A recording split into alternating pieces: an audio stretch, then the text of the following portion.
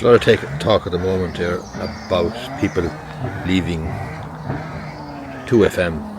So you won Darren Gorry, he announced she was leaving there, I think last week or the week before. Then there was Jennifer Zamparelli, or if that's the correct pronunciation of her name. And then there's the two Johnnies. And the two Johnnies, interestingly, were interviewed there by Brendan O'Connor last Saturday about why they were leaving. And O'Connor was kind of suggesting that they weren't able to get the deal that they wanted to. But the two Johnnies weren't saying that at all. They were actually saying, just waiting down here now at the train station in Enfield. Oh, there's a train coming. Going to get the train today now. Here's the train coming in to Enfield.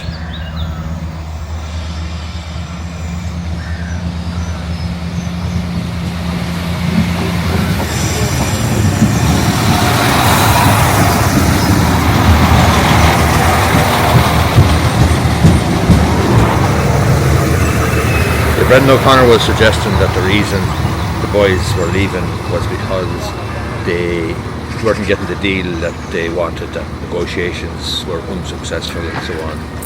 But the boys made it clear that they felt they were doing too much, they were working too hard, they had too many things in the fire, and they were burning both ends of the candle essentially. They were working 7 days a week for a long time. But one of the things that they wanted to do was to go back and concentrate on their podcast. And they started off with a podcast, and they were going back to concentrate on the podcast. And I saw or heard other discussions then from people online about the power of the podcast. And just the train here now, I'll just get this before they go. Train going to go to, I think it's Conley is going to, so it should be taken off there soon. But other people then were making the point in being interviewed by, this is going the wrong way, no, she's going the right way, being interviewed online or on RTE about why people were leaving was because of extracurricular activity. Other events outside RTE, for example, people wanted to work on their podcasts and so on and so forth. And the funny thing is that somebody made the point that some of the podcasts nowadays have the listening figures or the listening figures of, you know, what used to be small radio stations, perhaps local radio stations.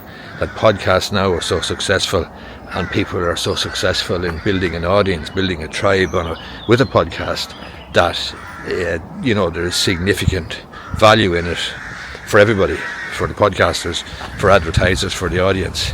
And some of the audiences are absolutely massive. Now obviously the same applies to people building tribes, building crowds, building fans or followings online, for example, in social media, and that's how they become influencers and so on. But if you're a small business owner, you should really consider podcasting, because it is so accessible and it's so easy to do. Now, I'm not saying it's easy to do well, it's not, but it is very, very accessible, and it is a way to build a tribe, build an audience for your business, for your brand, or whatever it is you're into. My podcast is the Irish Law and Small Business Podcast, and it is growing very, very nicely, very steadily. People like it, and it doesn't cost me a huge amount of time or effort, because I actually use my existing content on YouTube and Facebook, and that's where the videos there to provide the podcast episodes. So I really have no work to do once I make the original video. I upload it to YouTube, I upload it to Facebook and Instagram and so on, but then I upload it to Spotify, and that's where my podcast is located, on Spotify. Now you can listen to the podcast on other sites as well, wherever you might listen to podcasts, for example iTunes and anywhere else. But it's the Irish Law and Small Business Podcast. Have a look at it and consider yourself, if you are a small business owner, consider starting a podcast. Now I want to have a look here at this little signal cabin, it's called. I'll show it to you there now. Here it is now. Enfield signal cabin. Here we go. You see the name there.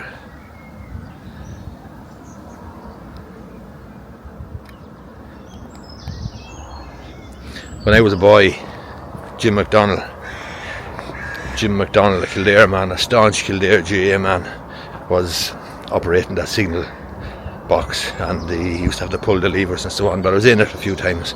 My grandfather used to go down and play cards with him there, and a few other local men. It hasn't been in use for years, obviously, and everything, I suppose, is electronic now, but back then they were reliant on Jim McDonald to pull the levers and switch tracks and so on. And as I say, I was in it when I was a kid, when I was a boy. Jim then had one of those railway cottages up in the station yard, very, very attractive railway cottages. I must show you now, actually, when we go up there. There's the cottages there now on the right hand side. They're little cottages owned by the CIE, and the two men that worked or that lived in those cottages, one was Jim McDonald, who was the signal man, and the other man was Jimmy Craven. He worked with the railway as well. And down at the end there's an entrance to a lovely period red brick house, and it was the station master's house. And the station master's kids worked for me for a while across the road there in that petrol station. That's the petrol station that I bought off my father and developed and ran for a long time. Gave a good bit of employment. So that is the story. But if you have a small business, you should consider starting a podcast. But make sure that you plan out your episodes well and so on, because there's no point just making one for the sake of it, because it's easy to do. You need a bit of quality. You need to be able to share something of value for your audience.